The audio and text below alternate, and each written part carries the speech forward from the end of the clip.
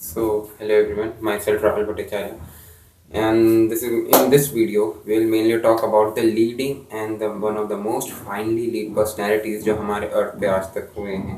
उन पर्सनैलिटीज़ के बारे में जिन्होंने पीछे एक लेगेसी छोड़ी है, जिन्होंने खुद एक लेजेंड बन के गए हैं, बट उनका नाम अभी भी चलता है। कुछ ऐसे पर्सनैलिटीज़ के बारे में हम इस वीडियो में डिस्कस करेंगे। ये मेरा वीडियो बनाने का मोटिव ये था कि यार मैं खुद भी मोटिवेट हूँ और आपको भी मोटिवेट करूँ। क्यों? क्योंकि मेरा हमेशा से एक विश था कि जब मैं कॉलेज में हूँ तो मेरा खुद का यूट्यूब चैनल हो। ऑल्दो मैं अभी third year of the college में हूँ, बट फिर भी मेरा एक मोटिव था कि मैं अपना एक अच्छा सा यूट्यूब चैनल बनाऊँ। मेरे को टॉपिक नहीं मिल रहा था, तो मैंने दो चैनल स्टार्ट किए। एक मेरा इंजीनियरिंग का है, इंजीनियरिंग नॉलेज, जहाँ पे मैं स्ट्रेंथ ऑफ मटीरियल, मैं खुद मतलब मैकेनिकल इंजीनियरिंग स्ट्रीम से हूँ, तो मैं अभी मतलब इसी के बेसिस पे नॉलेज ऑफर करता हूँ। Thermodynamics, mechanical engine, strength of material और कुछ भी बहुत सारे जो सब्जेक्ट्स हैं उन्हें पढ़ाता हूँ टॉपिक वाइज, गेट के एग्जाम पॉइंट ऑफ व्यू से, ऐसे करके। और ये चैनल मेरा है जिसमें मैं फेमस पर्सनालिटीज़ के बारे में, ऐसी अच्छी ऑटोबायोग्राफीज के बारे में लाता हूँ। हमें ये तो पता है कि हम उनका प्रोडक्ट यूज़ करते हैं, बट प्रोडक्ट के पीछे की कहानी क्या है, हम उन्हें क्यों यूज़ करते हैं, क्या इनोवेशन लगता है कंपनी के अंदर, ये सब के बारे में मैं आपको यहाँ पे बताऊंगा। एक्चुअली मुझे बुक्स पढ़ने का बहुत शौक है, तो मैंने बुक्स में ये सब भी पढ़ा था कि Steve Jobs, Microsoft, Satya Nadella, इन सब के ऊपर जब मैंने बायोग्राफीज पढ़ी, इनके ऊपर नेट में जब सर्च किया विकिपीडिया में, तो मुझे ये पता चला कि यार ये जो मतलब सिंपल लिविंग हाई थिंकिंग वाले जो लोग होते हैं ना, यही सक्सेस करते हैं। क्योंकि इन्हें ना तो कोई शोशेबाजी का मतलब शौक होता है, ना ही किसी से आगे फाइट करने का जुनून। इन्हें बस अपना बेस्ट देना होता है। एंड सो आज हम स्टार्ट करने वाले हैं एक बहुत ही अच्छे लीडिंग पर्सनैलिटी के साथ, जिन्होंने अपने पीछे एक बहुत ही अच्छी लेगेसी, एक बहुत ही अच्छे लेजेंड बन के गए। अब हम सब ने एप्पल कंपनी का नाम तो सुना ही होगा, ठीक है। एप्पल कंपनी के जो हमारे सीईओ थे, स्टीव जॉब्स, मतलब फाउंडर ही थे वो तो। स्टीव जॉब्स सीईओ तो वो बाद में बने जब उन्हें खुद की कंपनी से निकाल दिया गया। फिर उन्होंने दो अपनी कंपनी खोली, जिसके बेसिस पे वो इतना ऊपर उठ गए कि एप्पल ने उन्हें दोबारा अपने अंदर आने के लिए कहा कि आप हमारी कंपनी में एक बार आओ। तो एप्पल ने बोला, स्टीव जॉब्स ने बोला, मैं इस कंपनी को अच्छे से मॉनिटर कर सकता हूँ और दोबारा इसको उसी लेवल तक पहुंचा सकता हूँ। ये पहले एप्पल यहाँ पे थी, यहाँ पे आ गई थी, तो स्टीव जॉब्स ने बोला मैं इसे दोबारा उसी लेवल तक पहुंचा सकता हूँ, बट अगर मुझे इसका सीईओ बनने का चांस मिले तो। सारे बोर्ड ऑफ डायरेक्टर्स ने बोला हाँ, स्टीव ने ही ये कंपनी शुरू की थी और वही इसका सीईओ भी बनेगा। उसे बीच में निकाल दिया गया था। ये कहानी मैं आपको शुरू से सुनाता हूँ। हुआ गया था, स्टीव जॉब्स जो थे वो अपनी स्कूल की उम्र से ही मतलब स्कूल किया उन्होंने, कॉलेज में उन्हें बिल्कुल अच्छा नहीं लगता था। वो एक कॉलेज ड्रॉप आउट थे, उन्हें पढ़ना पसंद नहीं था, उन्हें दूसरों के अंडर काम करना भी पसंद नहीं था कि मेरा कोई बॉस बने, मैं ये करूँ, उन्हें बिल्कुल पसंद नहीं। उनका हमेशा से एक सपना था कि मैं बिजनेस करूंगा, मैं कुछ अपना इनोवेशन से, क्रिएटिविटी से करूंगा। एक बार तो यही उनके अंदर की जो पहचान थी यही बाहर निकल गई। कैसे? एक बार जब वो एक ऑफिस में काम कर रहे थे, कॉलेज तो उन्होंने छोड़ ही दिया था, तो जॉब कर रहे थे जब वो, तो उन्होंने जब एक ऑफिस में काम किया, वो एक जो गेम डेवलपमेंट ऑफिस में काम कर रहे थे, जहाँ पे गेम्स बनाए जाते हैं ना, उसी ऑफिस में। तो वहां पे उस ऑफिस में काम करते टाइम उन्होंने एक बंदे को बोला कि यार तुम ऐसी गेम्स क्यों बना रहे हो जो सब बना रहे, कुछ अलग सा हटके क्यों नहीं क्रिएटिविटी लगाते। तो उस बंदे ने बोला नहीं, ऐसा नहीं हो सकता, जो सब कर रहे हैं हमें भी उसी हिसाब से चलना पड़ता है, ये एक रूल है। तो स्टीव जॉब्स को वहां पे गुस्सा आ गया। उसने उस जो कंप्यूटर, वो वहाँ पे जो इंजीनियर जो गेम बना रहे थे, उन्हें सुना दिया कि आपको अगर काम करने की नॉलेज ही नहीं है तो काम करते क्यों हो। तो यही सुन के वहाँ पे झगड़ा होने लग गया, थोड़ा बहुत आवाजें उठने लग गई। तो वहाँ पे उनके बॉस आ गए, एचआर आ गए वहाँ पे, जो उस कंपनी के एचआर थे। तो उन्होंने आके स्टीव को बोला, देखो स्टीव, हम मानते हैं तुम्हारे काम करने का तरीका अलग है, तुम्हारी क्रिएटिविटी, तुम्हारी थिंकिंग अलग है, बट अगर तुम्हें इतना ही शौक है कि तुम कुछ और एक्स्ट्रा ऑर्डिनरी करना चाहते हो, तो क्यों ना तुम इसे अपने हिसाब से क्यों नहीं करते। छोड़ो इस गेम को, छोड़ो, ये इंजीनियर तो ऐसा ही है, पर तुम अपने हिसाब से क्यों एक गेम नहीं बनाते जिसमें तुम अपनी क्रिएटिविटी डाल सको। दूसरों को असिस्ट करने से अच्छा खुद कोई काम करके दिखाओ। तो स्टीव ने बोला ठीक है। तो उसी बात पे एचआर ने भी बोला, अगर तुमने कोई अच्छी सी गेम बना के दिखाई और मुझे वो पसंद आई, तो मैं तुम्हें इसके $5,000 दूंगा। स्टीव जॉब्स ने बोला thank you, okay. Thank you नहीं बोला, सॉरी, स्टीव जॉब्स ने बोला ओके। तो उसके बाद जब वो घर गए, उन्होंने सोचा कि मैं गेम डेवलपमेंट के लिए कैसे करूं। उन्होंने एक बोर्ड लिया, बोर्ड के ऊपर जब वो सोल्डरिंग कर रहे थे, कुछ होता होगा जैसे गेम वेम बनाते, कोडिंग वोडिंग का, तो उन्हें पता चला ये इतना आसान नहीं है। तभी उन्हें ध्यान आया अपने एक कॉलेज फ्रेंड का, जिसका नाम था स्टीव वॉजनैक। तो उन्होंने उसे कॉल किया, उन्होंने ध्यान आ गया कि हाँ यार ये तो मेरा कॉलेज मेट है जो इस कंप्यूटर फील्ड में बहुत इंटरेस्टेड है, तो क्यों ना मैं इसे फोन करूं, ये तो बहुत अच्छी तरह से गेम्स वेम्स बनाता है, इसे नॉलेज भी होगी। तो उन्होंने उसे कॉल किया। तो जब उन्होंने उसे कॉल किया, स्टीव ने बोला, वो बॉस ने बोला ठीक है मैं रेडी हूँ, मैं तुम्हारा काम कर दूंगा, बट क्या ये एक पेड प्रोडक्ट है? स्टीव ने बोला हाँ पेड है, मैं तुम्हें इसके $700 मिल रहे हैं, मैं तुम्हें इसके $350 दूंगा। असल में मिले $5000 थे। तो ऐसे थोड़ा बहुत बात बात करके तो वॉज ने अपना काम कर दिया, अच्छी सी गेम बनाई, और स्टीव ने जब उसे ऑफिस में प्रेजेंट किया वो एचआर को बहुत पसंद आई, रियली में बहुत पसंद आई। तो उसने उसे $5000 दिए, और स्टीव जॉब्स ने फिर अपने पास जो पैसे रखने थे 4650 रखे, और बाकी $350 स्टीव वॉस को दे दिए। तो ऐसे करके एक ना एक दिन उनका इंटरेस्ट बढ़ता चला गया कंप्यूटर में। तो एक दिन वॉस जो थे उन्होंने अपना एक पर्सनल कंप्यूटर बनाया था, एक पर्सनल मदरबोर्ड लेके पूरी सोल्डरिंग वायरिंग पूरा कोडिंग वोडिंग करके उन्होंने एक अपना पर्सनल मॉनिटर कीबोर्ड प्रोसेसर पूरा बनाया था। और जब उन्होंने स्टीव उनके कमरे में आए, उन्होंने देखा कि यार ये क्या बना रखा है, क्या मैं इसे एक बार प्रेस करके देख सकता हूँ एक कीबोर्ड के बटन को? तो बॉस ने बोला क्यों नहीं, जरूर। तो जैसे उन्होंने बटन को प्रेस किया एक कोड सा लिखा आ गया कंप्यूटर की स्क्रीन पे। तो स्टीव ने बोला ये क्या है यार, एकदम एक बटन दबाते ही इतना मैजिकल सा सुंदर सा कोड लिखा आ गया। तो क्या हम इस चीज को जिसका लेवल अभी यहाँ पे, क्या हम उसका क्रिएटिविटी लेवल और ऊपर नहीं कर सकते और अच्छे से कुछ और बढ़िया नहीं बना सकते? तो वहां पे वॉज ने बोला बिल्कुल कर सकते हैं, बट क्या हमारे पास बंदे हैं? हम सिर्फ 2 बंदे हैं, हमें और भी ग्रुप की जरूरत होगी। तो ये सुन के स्टीव ने क्या किया, और भी 2-4 बंदे पकड़े अपने एरिया से, कहीं ना कहीं से जुगाड़ किए जो उनकी हेल्प कर सकें। यही नहीं बल्कि उन्होंने बॉस को फोर्स भी किया कि यार तुमने इतना अच्छा कंप्यूटर बनाया है, तुम इसे अच्छी सी जगह में प्रेजेंट क्यों नहीं करते? तो वहां पे उन्होंने एक बहुत ही अच्छा ऑक्सफोर्ड का कोई एग्जीबिशन शो चल रहा था, वहां पे अपने कंप्यूटर को उन्होंने प्रेजेंट किया। वहां पे उन्होंने बताया कि कंप्यूटर जनरेशन के बारे में, वहां पे उनसे अच्छे भी बहुत सारे थे, पर स्टीव जॉब्स ने उसे फोर्स किया बॉस को कि यार देखो तुमसे अच्छे भी वहां पे बहुत होंगे, तुमसे बुरे भी अच्छे होंगे, बुरे भी होंगे, बट हमारा मिशन ये नहीं है, हमारा मिशन ये है कि अपना आइडिया पिच करना। तो वहां पे उन्होंने अपना आइडिया रखा, ऑल्दो हुआ कुछ भी इतना स्पेशल नहीं, बस उन्होंने अपना आइडिया दिया, वापस आ गए, बट एक अपने बारी की सेटिस्फेक्शन होती है ना कि यार मैंने कम से कम अपना काम तो किया। तो स्टीव जॉब्स के अंदर ये था। उसके बाद उन्होंने 2-4 बंदे इकट्ठे किए, उन्होंने शॉपकीपर्स को पकड़ा, डीलर्स को पकड़ा, वहां पे उसी प्रेजेंटेशन से जो उन्होंने ऑक्सफोर्ड कॉलेज में दी थी कि हम यहाँ पे कंप्यूटर बनाते हैं, मदरबोर्ड्स बनाते हैं, अच्छे से पूरा बोर्ड सेटअप करते हैं। तो वहां से एक डीलर ने उन्हें अप्रोच किया कि क्या तुम मेरे लिए बोर्ड्स बनाओगे सस्ते रेट पे? मुझे 30 बोर्ड्स चाहिए, 30 मदरबोर्ड्स, 30 सिस्टम्स चाहिए, ठीक है। तो 30 सिस्टम के लिए उन्होंने उसे अप्रोच किया था स्टीव जॉब्स को। स्टीव जॉब्स ने उनका ऑर्डर पकड़ लिया। तो वॉज, स्टीव जॉब्स और भी 2-4 बंदे जो उन्होंने अपने एरिया से पकड़े थे, सबने मिलके बोर्ड्स बनाना स्टार्ट कर दिया। तो जब उन्होंने ये सब लेके उनकी दुकान पे गए, शॉपकीपर की दुकान पे, डीलर की दुकान पे, कि तुम अपने बोर्ड्स पकड़ो और हमें पे आउट दे दो, तो वहां पे उस शॉपकीपर ने बोला यार ये तो सिर्फ मदरबोर्ड है, हमें तो वो चाहिए था, पूरा सिस्टम चाहिए था, क्योंकि जो कस्टमर होगा उसे ये सब मदरबोर्ड का पहचान नहीं है, उसे अपना काम करना है, उसे बस पिन पॉइंट पे प्लग लगाना है और बस ऑन करके चलाना है। तुमने ये जो मुझे मदरबोर्ड्स प्रेजेंट किए ये मेरे कुछ काम के नहीं है। तो स्टीव जॉब्स ने दावा दिया ये स्टेट ऑफ द आर्ट है, इन केस अगर ये ना चला, अगर ये इस बार फेल हो गए तो हम अगली बार से तुम्हारा ऑर्डर नहीं लेंगे या तुम हमें ऑर्डर मत देना। तो शॉपकीपर ने बोला ठीक है। उसके बाद से उन्होंने क्या किया, उन्होंने अपने बिजनेस को, उन्हें पता था उन्होंने उतना अच्छा नहीं कर पाए, तो उन्होंने काम किया, एक अपने बिजनेस को एक्सपेंड करने की कोशिश की। उन्होंने देखा कि कंप्यूटर बनता कैसे है, कंप्यूटर चलता कैसे, क्या प्रोसेसिंग होती है। अच्छा, आईबीएम तब पे बहुत अच्छी कंपनी थी, टॉप पे चल रही थी आईबीएम। तो उन्होंने आईबीएम का कंप्यूटर से सीखा, अच्छा ये है, तो अगर मैं इस प्रोडक्ट को अपने नजरिए से देखूं कि इसमें क्या क्या कमी हो सकती है, नंबर 1 कमी, 2 कमी, 3 कमी, फैन बहुत तेज चल रहा था, प्रोसेसिंग स्लो थी, एनिमेशंस नहीं थी, कर्सर में पॉइंट आउट इफेक्ट्स थे। तो ये सब 4-5 कमियां उन्होंने निकाल के उन्हें पेन डाउन कर लिया। उसके बाद क्या किया, उन्होंने दूर दूर से बंदे बुलाए जो उन्हें पता है कि ये इनमें अपनी नॉलेज की बेसिस पे दूर दूर से कभी बंदे नहीं बुलाते कि हाँ इसको नॉलेज होगी, ये कर सकता है। तो ऐसे करके स्टीव जॉब्स ने कम से कम बहुत लोगों को कॉल किया कि हमारी कंपनी है, इसका नाम है एप्पल, ये अभी स्टार्टअप कंपनी है, आप इसमें इन्वेस्ट करके देखिए, हम एक बहुत ही अच्छी स्टार्टअप कंपनी, हम आपको प्रोडक्ट्स बहुत अच्छे दिखाएंगे। बहुत सारे डीलर्स ने उन्हें रिजेक्ट किया, उन्होंने फोन कॉल से बात की थी तो बहुत लोगों ने उन्हें रिजेक्ट किया, पर एक बंदा था जिसने स्टीव जॉब्स को एक्सेप्ट किया। उस बंदे को स्टीव जॉब्स ने ऑलमोस्ट 150 बार कॉल किया था। उस बंदे का जो पहला इंटर्नशिप था, जो उसने पहली बार कंपनी में पैसा लगाया था, वो था इंटेल। दूसरी बार वो एप्पल में आए। तो एप्पल में उन्होंने जब बात की, एप्पल में आए तो मेनली मैं आपको एक चीज़ बता दूं, ये मैं आपको शुरुआत में बताने में भूल गया था। जो एप्पल कंपनी का स्टार्टिंग पॉइंट था वो एक गराज में हुआ था। स्टीव जॉब्स के जो पापा थे उनका एक छोटा सा गराज था, उसके अंदर वॉज और स्टीव जॉब्स ने मिलकर अपनी कंपनी पहली बार स्टार्ट की थी, एप्पल।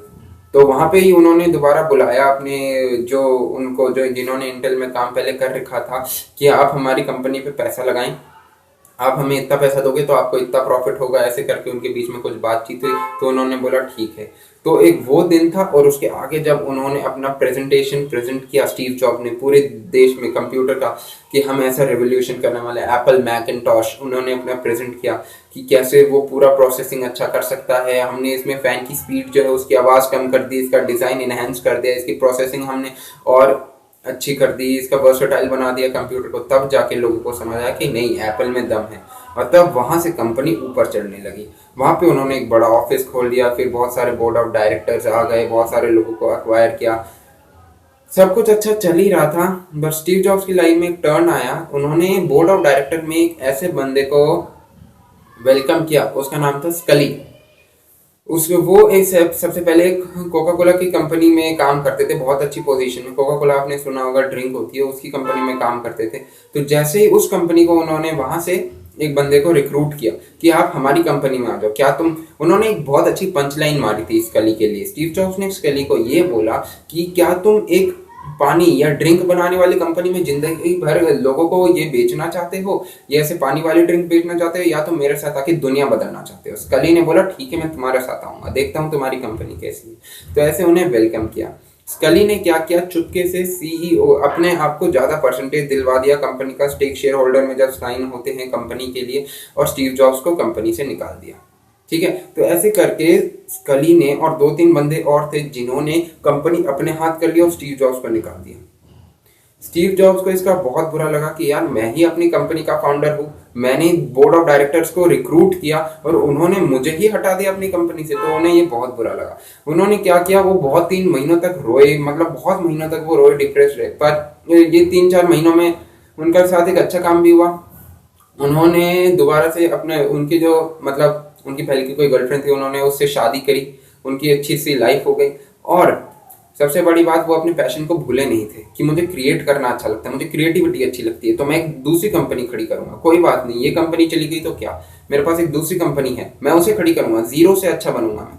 तो उन्होंने जब दूसरी कंपनी खड़ी की, उसके 2 कंपनी थे। एक तो पिक्सार, जिसके मूवीज बनते हैं, जैसे टॉय स्टोरी हो गई, एनिमेशन वाली मूवीज हो गई, वो सारे एप्पल से एडिटेड होते हैं। मतलब एप्पल की फ्रेंचाइजी, आप समझ गए ना, एप्पल का ही एक लेवल होता है। पिक्सार और एक नेक्स्ट, 2 कंपनियां थी। पिक्सार और नेक्स्ट ने कुछ ही सालों में इतनी ऊंची हाइट पकड़ ली थी कि वहां पे लोगों ने, एप्पल की जो कंपनीज के डायरेक्टर्स थे, उन्होंने उसको रिक्रूट किया कि आप स्टीव जॉब्स एक बार हमारी कंपनी में विजिट करने आओ। तो जब स्टीव एप्पल में दोबारा आए तो फिर उन्हें पता चला कि उन्होंने देखा कि कंपनी काफी बदल गई है। जो मैंने कंपनी बनाई थी अपने हाथों से, वो ये कंपनी नहीं रही। अब इसका डिजाइन बहुत बेकार हो चुका है, ये उतनी क्रिएटिव नहीं रही। लोग सिर्फ मशीन की तरह काम कर रहे हैं, ये सिर्फ काम पैदा करने के लिए, मशीन पैदा करने के लिए काम कर रहे हैं, कुछ क्रिएटिविटी नहीं है। तो स्टीव ने एक इंजीनियर से पूछा, डिजाइन इंजीनियर से, तुम क्या कर रहे हो, तुम यहाँ पे क्यों हो? उन्होंने बोला कि मैं यहाँ पे काम करता हूँ। उन्होंने, स्टीव ने बोला कि ऐसे काम करते हो, ये नहीं है जो कंपनी मैंने खुद बिल्ड की थी, कुछ और है। मेरा इनोवेशन सेंटर जो था, मेरी क्रिएटिविटी जो थी, कुछ और थी। यही से उनके डिजाइन इंजीनियर ने बोला, हमें पता है स्टीव, हमें पता है तुम्हारा मोटिव क्या था, बट हमें भी ऐसे क्रिएटिव करना काम अच्छा लगता है, बट अच्छा लगा कि तुम वापस आ गए हो। स्टीव जॉब्स ने ये सुनकर बोला, अभी तक मैं वापस नहीं आया हूँ, बट मैं आ जाऊंगा, तुम उसकी चिंता मत करो।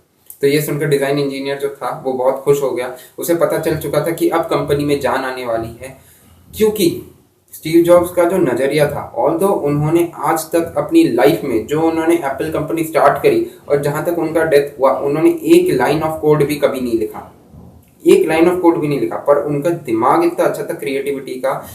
उन्होंने एक बार क्या किया यार, पता है उन्होंने, मैं आपको ये कहानी बाद में सुनाऊंगा। हाँ, तो डिजाइन इंजीनियर ने ये बोल दिया, अच्छा लगा आप आ गए। तो स्टीव जॉब्स ने बोला, नहीं अभी मैं आया नहीं हूँ, पर मैं आ जाऊंगा। तो ये सुन के फिर स्टीव जॉब्स को बहुत लोगों ने पूछा कि तुम ये कंपनी में क्यों नहीं आ जाते, ये वो करके। तो स्टीव ने, बोर्ड ऑफ डायरेक्टर सभी बैठे हुए थे, बीच में जाके बोला कि मैं इस कंपनी में तभी आ सकता हूँ, तभी मैं इस कंपनी को खड़ी करूंगा जब मैं इसका इंटरिम सीईओ बनूंगा। तो सब बोर्ड ऑफ डायरेक्टर्स ने बोला ठीक है तुम बन सकते हो। एक ही जो डायरेक्टर था, जो मेनली सीईओ था, स्कली, उसने बोल दिया नहीं मैं तुम्हें ऐसा होने नहीं दे सकता, क्योंकि मैं ऑब्वियसली इसका वो कर रहा हूँ, मैं सीईओ, मैं तुम्हें कैसे दे दूँ, तुम अपने जो आइडियाज़ है वो मुझे प्रेजेंट कर दो, अगर मुझे सही लगे तो ठीक है, ऑल्दो मैं नहीं एक्सेप्ट करूँगा। ठीक है, तो ये उनके बोर्ड ऑफ डायरेक्टर्स ने बोला नहीं, जब स्टीव ने ये कंपनी खड़ी की थी तो स्टीव ही इस कंपनी का मालिक रहेगा, चाहे सीईओ टाइप रहे चाहे कैसे भी रहे। तो बहुत लोगों ने सिर्फ बोला एप्पल के लिए वोट किया, ओ सॉरी स्टीव के लिए वोट किया। ये सुन के फिर स्टीव जॉब वापस उस नीचे से जहां से उन्हें निकाला था उसी पद पे दोबारा आ गए जहां पे उन्हें आना चाहिए था, जहां पे वो होने चाहिए थे, वो सीईओ बन गए एप्पल के। तो ये थी उनकी पूरी कहानी। मतलब हमें यहाँ से ये सीखने को मिलता है यार, लाइफ जो है ना हमें पत्थरों से बहुत बार मारेगी, बट हर बार झुक जाना सही नहीं होता। कभी कभार हाँ ह्यूमंस हैं, इमोशंस होते हैं, फीलिंग्स होती हैं, बुरा लगता है तो झुकेंगे जरूर ही, कभी कभार होता है बट हर बार नहीं। ठीक है, हमें उठ के भी खड़ा होना है, अपने आप को टाइम दो। ठीक है, मेरे साथ भी ऐसा बहुत बार होता है, कुछ कुछ इंसिडेंट्स हुए हैं सभी के लाइफ में, सभी की लाइफ में होते हैं कि कुछ करना चाहते हैं बट हो नहीं रहा, हिम्मत नहीं हो रही, बट हमें खड़ा होना पड़ता है यार कभी कभार। ठीक है, हम ऐसे बैठे नहीं रह सकते, बैठे रह जाओगे तो जो लोग तुमसे पीछे थे वो आगे निकल जाएंगे, इसलिए हमें भी आगे मूव ऑन करते रहना पड़ता है। इसी कहानी, ये जो हमारी पूरी स्टीव जॉब्स की स्टोरी थी, इससे यही पता चलता है। वैसे ये कहना तो नहीं चाहिए पर उन्होंने उनकी जो प्रोफेशनल लाइफ थी ज़्यादा महत्व दिया रेदर देन पर्सनल लाइफ। पूरी लाइफ उन्होंने एक क्रिएटिविटी, एक इनोवेशन के पीछे लगा था कि यार अगर ये कंपनी ऐसे कर रही है तो मैं इससे बेहतर कर सकता हूँ। अगर मैं उस प्रोडक्ट को ऐसे देखूँ कि उसमें थोड़ी बहुत अपने प्रोडक्ट की तरह देखूँ कि क्या क्या खामियां हैं, क्या मैं उस खामियां को रिपेयर कर सकता हूँ, क्या मैं उस खामियों को और अच्छा बढ़ा, मतलब उस खामियों को कम करके, नेगेटिव पॉइंट्स कम करके उसके एडवांटेजेस बढ़ा सकता हूँ। ऐसे करके देखने पे स्टीव जॉब्स ने आईबीएम से आगे निकलने का वादा किया और उन्होंने पूरा भी किया। रहता ये मुश्किल कदम था उनके लिए। उनके पास अब तीन, पिक्सार, नेक्स्ट और एप्पल, तीनों थे। अब तीनों कंबाइन हो जाती है। तभी भी कभी भी देखना, स्टीव जॉब्स का फेवरेट सब्जेक्ट था एनिमेशन। उन्हें डिजाइन से बड़ा प्यार था, डिजाइन से और एनिमेशन से। कभी भी देख लेना एप्पल के जो कंप्यूटर्स या एप्पल के जो लैपटॉप्स होते हैं ना, उसमें तुम्हारा एनिमेशन, कंटेंट क्रिएशन बहुत अच्छा चलेगा। Content creation in the sense जैसे तुम्हारा photo editing, video editing, Adobe Photoshop, Illustrator, Premiere को, ये कभी नहीं रुकता। क्यों? एक तो रीजन ये है कि उसका जो अंदर का जो सिस्टम होता है एनवीएमई, वो होता है, एसएसडी होता है, रैम अच्छी होती है, बट फिर भी विंडोज के कंपैरिजन में बहुत अच्छा चलता है, क्योंकि अंदर ही अंदर उसका कुछ सिस्टम होता है जो इतना फ्लुएंटली चलता है ना। नहीं तो नॉर्मल विंडोज पे अगर तुम चलाओगे 8 GB रैम अगर तुम विंडोज लोगे और 8 GB रैम अगर तुम मैक लोगे, मैक बहुत स्मूथ चलेगा। उसका तुमने डिजाइन तो देखा ही होगा। मैक का सबसे पहला ब्रेक थ्रू तब आया था जब आई मैक का कंप्यूटर स्क्रीन का जो डिजाइन था, सिर्फ एक डंडी ऐसे थी और ऐसे कर्व्ड मॉनिटर जो उसका था। हमने सभी देखा होगा आई मैक का कंप्यूटर, तो ऐसे करके उसका सबसे पहला ब्रेक थ्रू आया था कि नहीं, एप्पल में सही में दम है, एप्पल लोगों से अलग सोचता है। फिर स्टीव जॉब्स ने अपने प्रेजेंट की आई मैकबुक, सॉरी आई मैक, एक तो आई मैक था और एक मैकबुक। मैकबुक माने लैपटॉप, ठीक है, मैकबुक एयर और हल्का लैपटॉप। स्टीव जॉब्स का एक मेन मोटिव था, जितनी की एक चीज है अगर इंजन इतना सा है उसकी कवरिंग हल्की सी थिक करो, ज्यादा नहीं। तो उनके साथ एक बार एक इंसिडेंट हुआ था स्टीव जॉब्स के साथ। उनके डिजाइन इंजीनियर्स ने एक आईपॉड बनाया था। आईपॉड अब हमें पता है अब तो पुराना हो गया है, पर आईपॉड क्या होता है जिसमें हम गाने स्टोर करके रखते हैं। तो उन्होंने एक गाना बनाया, आईपॉड स्टोर, गाने स्टोर करने की मशीन बनाई थी। स्टीव ने क्या किया, वो आईपॉड लिया इंजीनियर से, उसे एक्वेरियम में डाल दिया। तो एक्वेरियम में डालने के बाद उस जो आईपॉड थे उसे बबल्स आने लगे। बबल्स आने का मतलब क्या होता है, उसके अंदर एयर है, इक्विपमेंट के अंदर एयर है। स्टीव ने बोला इसके अंदर से बबल आ रहा है। डिजाइन इंजीनियर ने बोला तो वो तो हवा होगी तो आएगा ही। तो स्टीव ने बोला एग्जैक्टली, मुझे हवा नहीं चाहिए, उतना ही फैब्रिकेशन करो, उतना ही कवरिंग करो जितना एक ऑब्जेक्ट का साइज है, उससे थोड़ा सा भी ज्यादा नहीं। यही रीजन है कि एप्पल के प्रोडक्ट्स इतने स्लिम होते हैं, चाहे आईफोन ले लो चाहे कुछ भी ले लो। यही रीजन है कि एप्पल के प्रोडक्ट्स इसे ट्रिम्ड होते हैं, स्लिम्ड होते हैं और उनका डिजाइन बिल्कुल परफेक्शन सा होता है, क्योंकि इनोवेशन वो इतना करते हैं। उन्हें ये नहीं लगता कि यार बंदा अगर पैसा खर्च कर रहा है तो उसे पैसा खर्च करने के बाद कम से कम 8 से 10 साल तक कभी ये ना लगे कि उसने गलत चीज पे इन्वेस्ट किया है। एक सोशल स्टेटस, उन्होंने अपनी कंपनी में यही बोला था कि मैं अगर कंपनी, स्टीव जॉब्स ने मेनली कंपनी में खड़े होकर ये बोला था कि ये जो कंपनी है ना, ये ऐसे प्रोडक्ट्स बनाएगी कि लोगों को लगे कि यार हमारे पास होना चाहिए, it should be a sign of social status, social symbol का साइन होना चाहिए, ये स्टेटस सिंबल लगना चाहिए कि हाँ यार ये मतलब एप्पल कैसे नहीं है हमारे पास, हमारे पास पैसा है, सब कुछ है, हमारे पास एप्पल कैसे नहीं है। अभी भी आप देख सकते हो ज्यादातर जो बड़े लोग हैं, फिल्म एक्टर्स हैं, सेलिब्रिटीज हैं, उन सभी के पास एप्पल है, मतलब एप्पल का कोई ना कोई प्रोडक्ट है, चाहे वो ब्रांडिंग वन प्लस की करते हो, वीवो, ओप्पो, किसी की भी करते हो, बट रहेगा उन पे एप्पल ही। टॉप प्रोडक्ट लेते हैं वो। ठीक है, उन्हें एप्पल का ही शौक होता है। क्यों? क्योंकि एप्पल ने अपना एक अलग सी पहचान बने, अलग सी ब्रांड बने। All thanks to Steve Jobs, उनका ही आइडिया उन्होंने पिच किया था। उनका थोड़ा सा नेचर भी वैसा था, एरोगेंट टाइप ये सब था। वो मैं उसके बारे में डिस्कस नहीं करना चाहता, बस मैं आपको अच्छी बात बताना चाहता हूँ। ये जो उनकी कहानी है, इससे हमें ये सीख लेनी चाहिए, हमें आगे बढ़ते रहना चाहिए नो मैटर वॉट। बस यही था। तो यही रीज़न था, उनके प्रोडक्ट्स इतने पतले होते हैं। स्टीव जॉब्स के लाइफ के बारे में पूरा ये था, और 56 की एज में वो इस दुनिया से चले गए। और अभी हमारे प्रेजेंट एप्पल के सीईओ हैं टिम कुक। उन्होंने फिर उसकी लेगेसी आगे कंटिन्यू की। एप्पल वॉच, एप्पल पेंसिल, और क्या क्या भी आ रहा है। एप्पल कार भी आ रही है शायद से, हाँ 2025 या 22 तक एप्पल कार आ जाएगी। वो आपकी वॉच से एक्टिवेटेड होगी, एप्पल वॉच से एक्टिवेटेड होगी, आईफोन से कनेक्टेड होगी। जैसे जो नया वो आ रहा है अभी तक, जो मोबाइल से कनेक्टेड वाले ये ह्यूंडई होने वाली टेक्नोलॉजी आ रही है कि मोबाइल से कनेक्टिविटी, मतलब मोबिलिटी वाली फैसिलिटी हो जाएगी, आईओटी, इंटरनेट ऑफ थिंग्स वाला। तो ये सब अभी एप्पल में चल रहा है और आगे भी इनोवेशन चलती रहेगी। तो ये सब से हमें सीख लेनी चाहिए। दुनिया को सिर्फ मैथ, साइंस या लड़ाई झगड़ा छोड़ के एक इनोवेटिव नज़र से देखो। क्या पता आपको भी ज़िंदगी में कुछ बहुत सी अच्छी चीज़ें मिल जाए जो किसी और ने सोची नहीं, या सोची हो तो अप्लाई नहीं किया हो। तो हमें हमेशा लाइफ में इनोवेटिव तरह से देखना चाहिए कि अगर इस चीज़ का ये इलाज नहीं है तो क्या है, क्या पता कुछ और हो, अलग ढंग से हो। तो आज के साथ ये वीडियो ख़त्म करते हैं। मैं आशा करता हूँ कि आपको ये पसंद आएगी। ऑल्दो मैंने इसमें उतनी एनिमेशन नहीं डाली, वीडियो में एनिमेशन नहीं की, बट मैंने पूरी उनकी लाइफ की कहानी आपके सामने रख दी। तो आई होप आपको ये पसंद आई होगी। Thank you.